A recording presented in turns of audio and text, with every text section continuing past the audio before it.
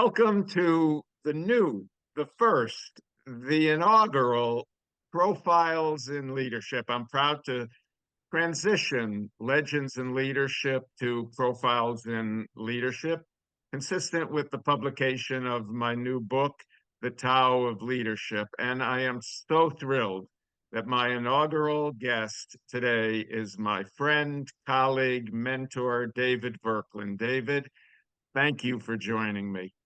Thank you so much, Jack. I'm honored to be here, and I'm very honored to be part of the inaugural series of this. It's I haven't given that many interviews in the past few years, so I'm very proud to help you, my friend.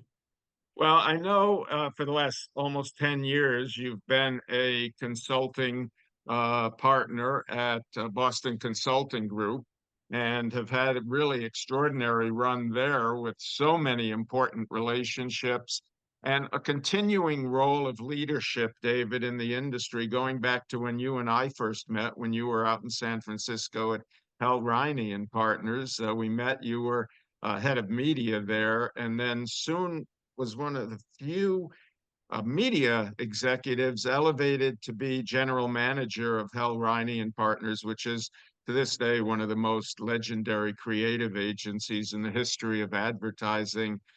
You and I have had an incredible intersection going from Hal Riney to Aegis Group, which then evolved into Kara, and you really led Kara into the era of modern media services.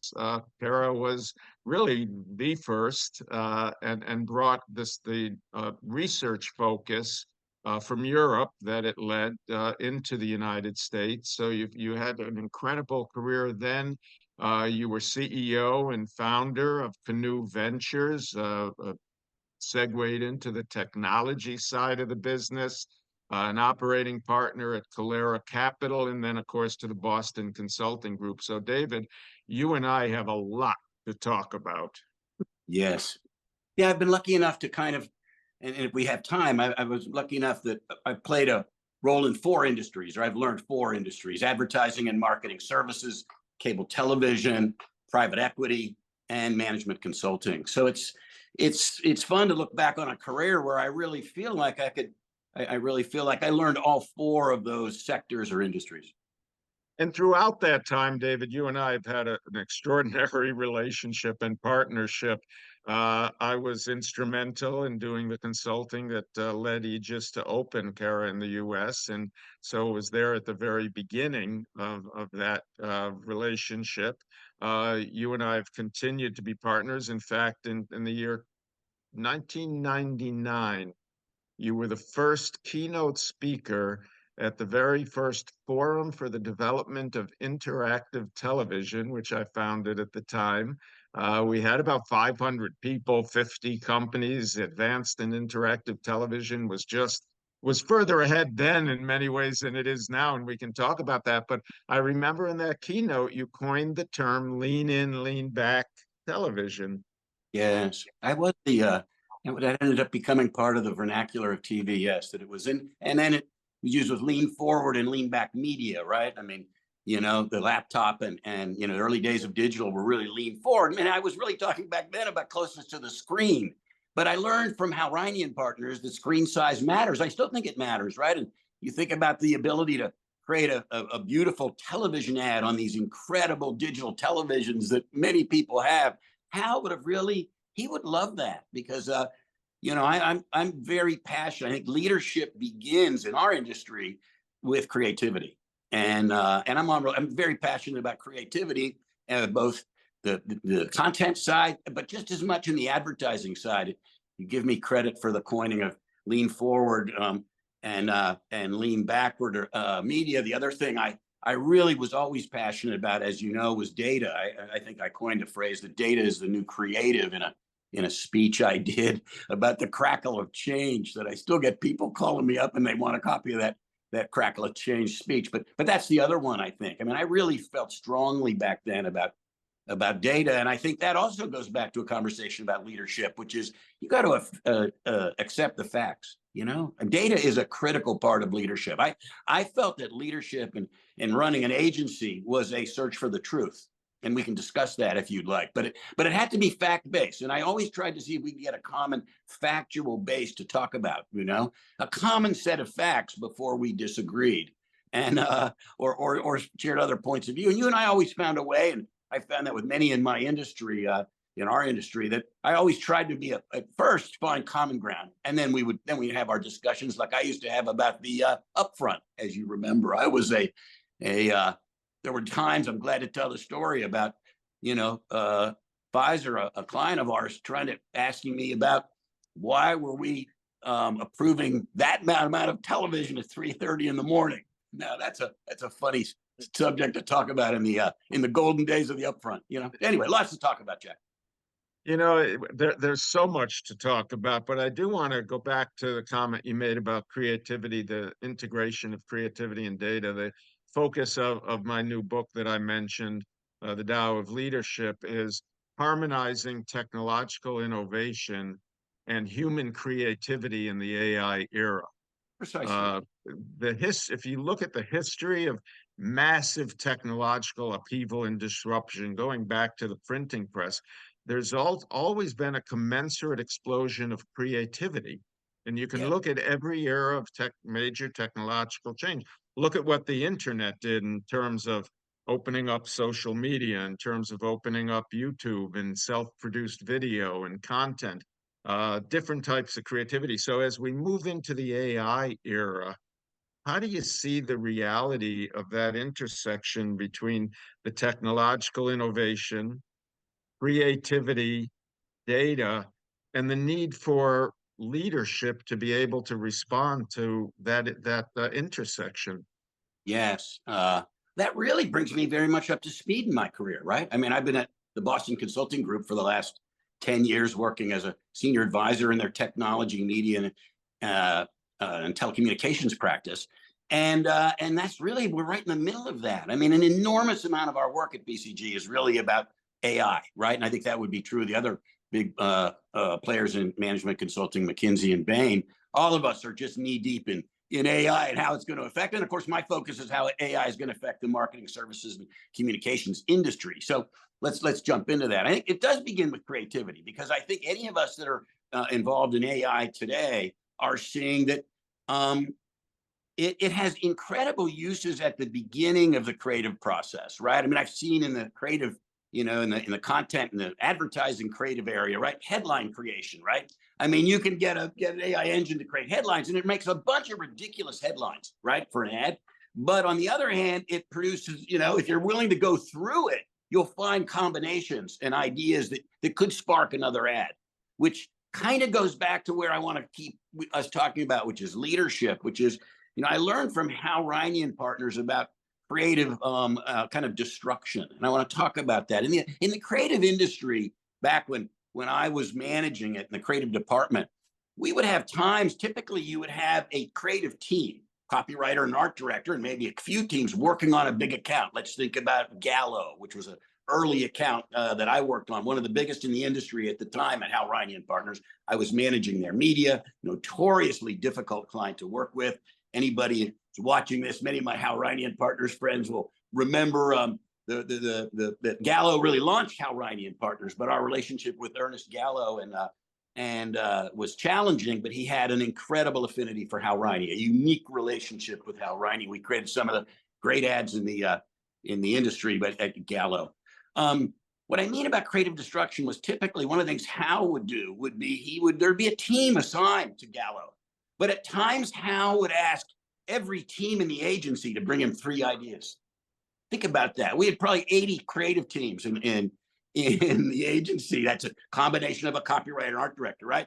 Each person needed to bring 3 ideas to Hal, and he would go through them, and he would just kind of go through them, and it was creative destruction. But out of that rubble, for his mind, all of a sudden, at times, an idea would emerge, and out of that would come, the Gallo wedding commercial, right? Which maybe you'll show, or out of it would come the Henry Weinhardt's commercial. Many of these are Clio and award winners. But you understand what I mean with CEOs? Sometimes you have to Yeah. destroy things a little bit, and before you can find a solution. And so I think that's kind of where we are in our industry today. I call it, in a more positive way, reforestation.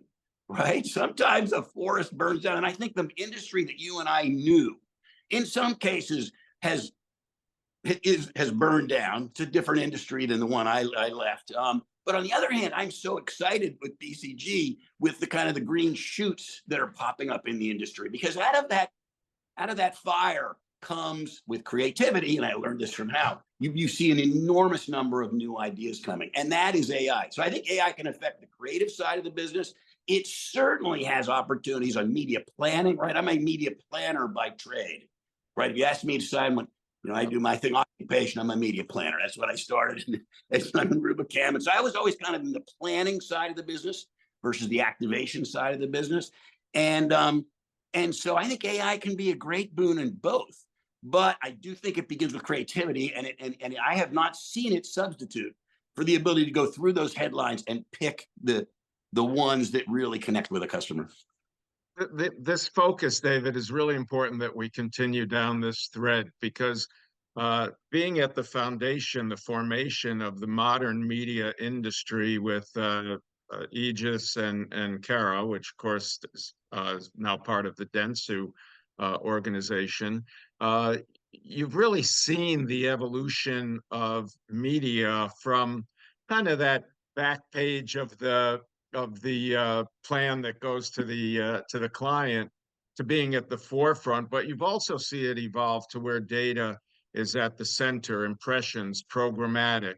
60% of overall media today is automated and programmatic, and going toward 85, 90% probably. So as you think of that and you integrate the reality that you're talking about with creativity, how do you see creativity fitting into that reality?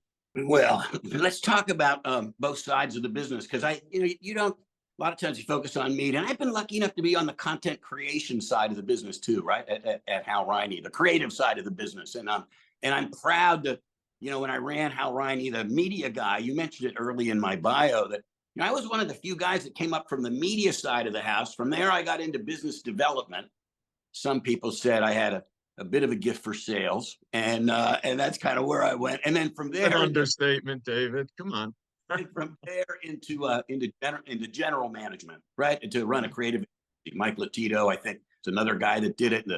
Larry Lamatina, I believe, some of these names, I think, was the first guy to ever do it. You probably are one of you. Yeah. But I was very proud to have a media guy run a creative agency, something I learned. So I think the focus on creativity has to continue to be the kind of first and foremost thing that a leader has to do. And I think that really begins in focusing on the core of the problem, the kind of the core of the problem. And I was always pretty good at getting to that. Guys like you would help me sometimes identify the area, but I had a bunch of issues that I was passionate about. But I was also very passionate about the industry as well. I kind of feel like I pushed a bunch of stuff in the industry as well. So in other words, I always felt that I was a leader of my own company.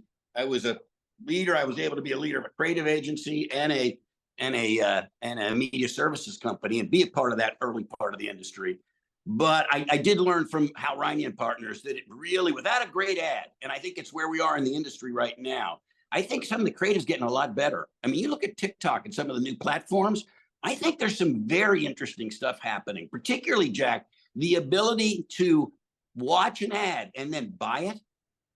I want you to think about that for a second. TikTok, you watch an ad and then you click to buy.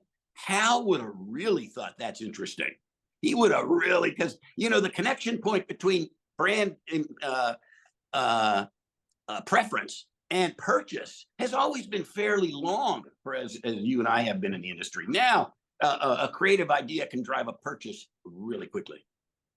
Well, there's a lot to drill down on that, but I do want to go back to your comment on advertising is the search for truth. Yes. And especially today, truth has become, a controversial word, frankly. So talk a bit about how you see truth impacting on not only the past, but more importantly, the future of our business. Yeah, great question. I think that uh, from how I learned this idea about kind of a core idea, the core problem, a fundamental truth. And so remember, the truth that I'm searching is a kind of a consumer truth. I mean, if you ever asked me what business was I in, or what business am I in, I would say I'm in the business of commercial persuasion, right? I spent my life in the business of commercial persuasion, and I'm actually a professional in commercial persuasion. Don't forget that, I also, Hal Riney wrote one of the most important, political ads of all time. I did not work on the campaign, but it's Morning Again in America. And I hope if you get a chance, you should show that as part of my bio, because I was not I, I part of. just I just did a column. Not sorry to interrupt, but I just did a column a couple of weeks ago in my media ecologist Substack on the five most influential political commercials Yeah, advertising in history, and that was yeah. that along with the dandelion, the Lyndon Johnson Daisy commercial. And don't forget, I mean, as an advertising professional also, and I think that's true today, I also worked like a lawyer. I worked on products that, I was hired to work on. For example, Hal and I there's a Hal Riney and Partners thread, and we've just been sharing things about working on the Ross Perot campaign. And I can tell you some stories about being in that meeting with Ross Perot and Hal Riney and Hamilton Jordan and the team. And there was a moment in time when I sat in a room and thought, this guy can get elected president. And we did these really interesting 30-minute ads that we had originally done in the Saturn commercials. Some of you may remember the launch of Saturn. I talked to you about it, Jack. It was called an infomercial back then. That's right. But the idea, I talked to you, I said, let's do a documercial. And we booked a 30-minute ad to launch Saturn. And again, it's an incredible piece of film. So, it goes all the way back to, I've worked on, political campaigns. I've worked on energy companies. The only thing I never have worked on was a cigarette company. But that's another thing about truth in advertising, right? I mean, today I think we always made some of that work voluntary. If you didn't want to work on gambling, I was the guy that they just ripped down the Mirage Hotel, and Steve Wynn was my client. I can tell you some great stories about Wow. and so some people wouldn't want to work on a gambling account, and I get that. But I was always pretty open to work on, I felt that was my job. I was a professional in commercial persuasion, even for a political candidate. Now, Ronald Reagan said, "Facts are stubborn things," and I use that in meetings a lot, right? Facts are stubborn things. And so to me, it really began with a really honest assessment of facts. I always surrounded myself with a team. Some people will remember who've seen this interview. Maybe he'll watch. I had a fellow that you remember well, Paul Singer, worked for me for many years and was Sure. kind of Hmm. chief of Hmm. staff, and took both at Cara and Canoe, and was really an unheralded name that really helped build the modern media service industry. And Paul many times would disagree with me and would challenge my thinking. And I found that to be very helpful, very helpful. Because when you're a guy like me, I think about Donnie Deutsch's book in his title, "Often Wrong, Never in Doubt." That was kind of me. I was often wrong, but I never was in doubt. And so facts really, I think, are the key to establishing a truth. And that's true on the consumer as well. I was very focused on research. As you remember that you mentioned this, the original Cara proposition had research at its core, right? Research was at the center of the industry. When I joined the industry, price was at the core. It was a debate about who was buying media cheaper. That was kind of the industry when we were bundled, right? There was the creative side and the media side. We were together. And back then, our discussion was about who bought media cheaper. And the issue was scale back then, right? We all knew that the media side of the business would scale. But back then, the bigger you are, the easier it was to make a preemptive price claim, right? I mean, if you're Western International Media and what Dennis Holt did, you bought an enormous amount of media, you could make a preemptive price claim. So when I came in and we started Cara, we knew we couldn't compete on that basis. And so my argument back then was, You remember these things I would say in speeches. If you're on the wrong train, every stop is the wrong stop, right? I mean, buying the wrong media cheap is really no benefit. And so we really focused on using research to say, our focus is actually buying the right media in the first place, and then we can have a discussion about price. That may not sound very innovative today, but back then, to put data and research at the center has always been my way to get to the fundamental truth. And you shocked the industry when Kara brought Pfizer in as a client under that umbrella and that presentation. It certainly changed Kara forever. And as you know, that Pfizer relationship that I helped lead with Charlie Ruttman and Bruce Dendler and Joanne Burke and Paul and so many other people that were the center of that pitch. That relationship lasted for 25 years. By the way, I think Kara, which is probably should. 25 years is a long time. I'll talk maybe if you want to on a leadership conversation about a concept I believe about repotting, which is I believe you really should stay in a particular career or space for about a decade and then repot yourself. And that's kind of how I've ended up doing it. 4 decades of a career, and each 10 years. So I really only had 4 jobs, kind of. You know what I mean? And so I kind of stayed 10, 10, 10, 10. And but Pfizer lasted 25, and it helped change the industry, I think. Because when Kara came in, we were a disruptor, as you know. Yeah. Everybody was else talking about price, and I was talking about research, strategy, and tools. That's the other thing that we should talk about is back then it was software and tools were also. Kara had more tools than most carpenters. And the pitches we made were always about the unique set of tools that we had that would help us identify the right media to buy. So, of course, the industry ultimately followed Kara down the path and developed many of the same tools. Tools are, of course, an important part. But I do want to segue, David, because you've mentioned Hal Riney, Paul Singer, you've mentioned Charlie Ruttman and others. But you've had such an extraordinary view and perspective of the industry and the leaders who have driven the media services business over the almost, we won't talk about how many decades, David, but because you look so young. But who are some of those people who you think deserve recognition and credit for having built the modern media services business? I think if we created a kind of a Mount Rushmore of the modern media services industry, 4 names, okay, which I think is really tough to come down to 4 names, but I think I can name 3. I think the first name I would say the first name on the Mount Rushmore of the modern media industry would be Mike Moore. I think any of us that knew Mike Moore really knew that. Yep. It was really Mike Moore's vision for the unbundled media industry. Remember, for those young people that don't remember this, creative and media were under the same roof, right? And Jack mentioned this in an agency like Hal Riney and Partners. Creative was the core, and media was the last 10 minutes of a 1-hour presentation.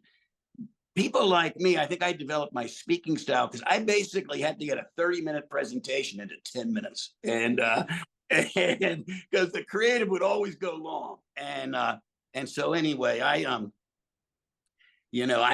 that's kind of where it started for me is in the creative side, and then these media. In the media pitches. The second would be Dennis Holt. I think Dennis Holt who created the media buying service. Dennis, I hope will see this. I've mentioned this before. I think Dennis was a true visionary. What an incredible competitor he was for all of us on the West Coast. I so admire him, and he really created the media buying service. And as you know, at Kara, I was a big acquisitor of agencies. In my decade at Kara, I bought 3 companies a year for 10 years, and Kara is the amalgam of 30 acquisitions, and many of the companies we launched Kara with were famous media buying services. One MBS, Matt Bryant's company, Matt Bryant, right? Here in New York was the core of Kara, New York. David, I am going to take a little bit of credit here because first of all, I want to give Matt Bryant kind of a double shout out, but I introduced you and Matt Bryant together, which I'm very proud of. You should be. It was a great introduction, and we had the MBS had the MCI account back then, one of the largest spot TV accounts. And I think the media buying service model really, it was kind of the unbundled media business had been invented by a person in the international Mount Rushmore of media, is a guy named Gilbert Gross. I want this in the interview. Gilbert Gross is the founder of CARA, which CARA is an acronym for company that purchases television and outdoor affiche. So that's how CARA, for all of you CARA employees, find out and learn that it's an acronym. Started in France by a guy named Gilbert Gross, or Gilbert Gross. I met him, was a mentor, and he is a person that affected me. So we'll put his name on. He's on the international list. Anyway, Mike Moore, Dennis Holt, and then finally, as a person that is still in the industry and I think should be on the Mount Rushmore of media, would be Renetta McCann. I think Renetta made more difference to this industry, and I so admire her. She led Starcom and Publicis in the golden age of the media services industry. As you look, David, at your legacy and your history of having been a true leader across several decades in our industry, as you look at the next decade, what are your guidelines for leaders who are going to be leading our industry into the future? I'm the son of a dentist from Pittsburgh, Pennsylvania, and I came up through the ranks of the industry when I graduated from UVA. Katie Couric, by the way, was a friend of mine at UVA, and she told me she was thinking about getting into the broadcasting industry. I thought, boy, really? And so I came up, and started at Young and Rubicam in New York as a media planner, and worked my way up to the very top. Who were you working for at Y&R? There's some names I'd love to mention. That's right. Of course, the leader of the department was Joe Ostro, one of the really pioneers of the bundled media industry. That's a bunch of names that someday nobody, but some of the oldies that listen to that. But Joe Ostro, and then the person that hired me was Polly Langbort, which we ran the Johnson & Johnson business. And then the mentor, the person that taught me the industry, would be Beth Rockwood, probably one of the most brilliant minds in media I have ever met. She had a natural gift. Joe DiMaggio can hit a baseball, Picasso can paint, and Beth could think through media like nobody I've ever seen. And she taught me how to do it. What a brilliant mind. Some of the people, there's some really smart people in our industry. We should name that amount the smartest people. Anyway, I grew up through the industry of, as the son of a dentist. And so one of the things I would like to think about, two things about my legacy. One was I've always tried to be a mentor to people. I have tried to help so many people in the industry because nobody helped me. And, that to me is something that'll be my legacy. It'll be interesting if when this is published someday to ever find out, somebody say, what, Verklin helped me. He got me my first internship, or I'll never forget when Verklin told me this or that. I always have really tried to be passionate about the people side of the industry.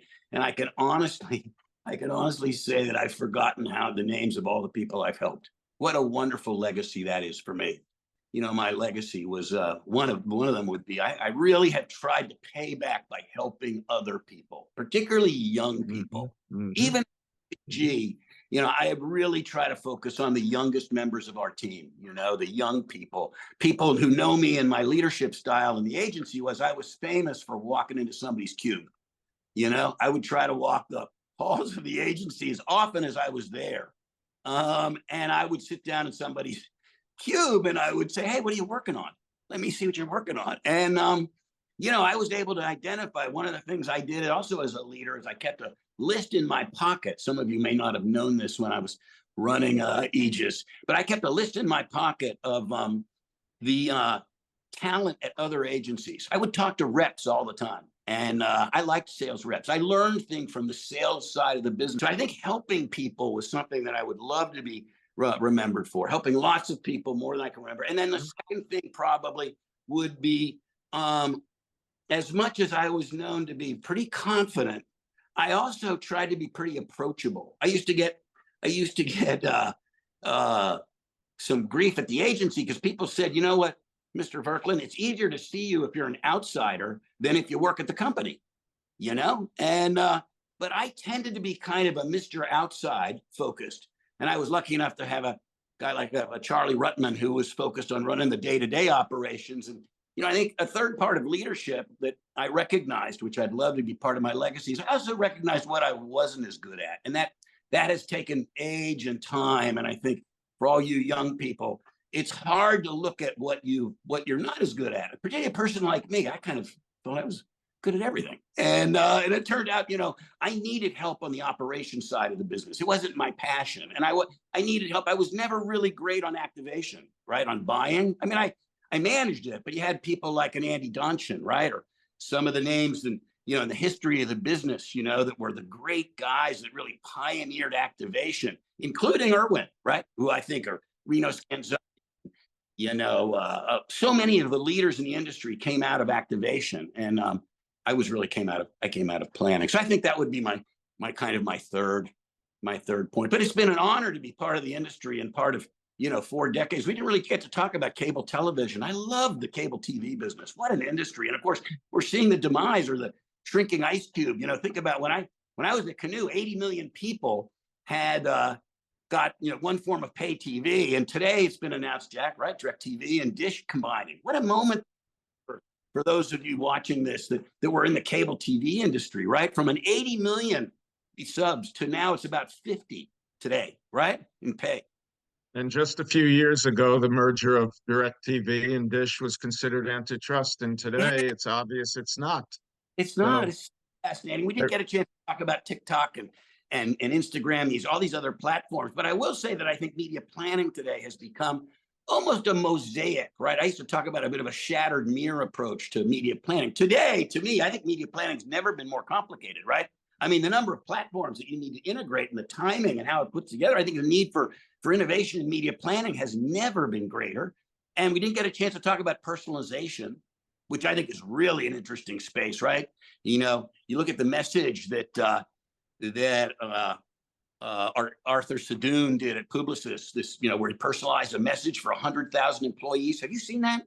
He did that for his Christmas message this past year. Every Publicis employee got a personalized message. AI personalized it based on kind of a little bit of a survey of creativity. I mean, personalization in advertising, Jack, you and I have been talking about that for 5 decades.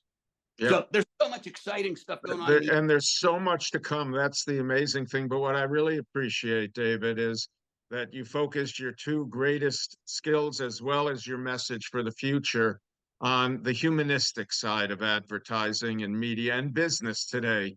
That as we focus and as leaders focus so heavily on the technology and the technological innovation, the acceleration of technological innovation, it's the harmonization with the human side that is going to differentiate leaders, leadership, and companies going forward. So thank you for that. I agree with that. I think that the human side, as with your new book, that really is where kind of my leadership always came from. And I was so proud to be in front of a new business pitch, and I used to do what's called top and tail, right? Open and close. And the human side, I think, I don't see how AI is going to win the next big new business pitch.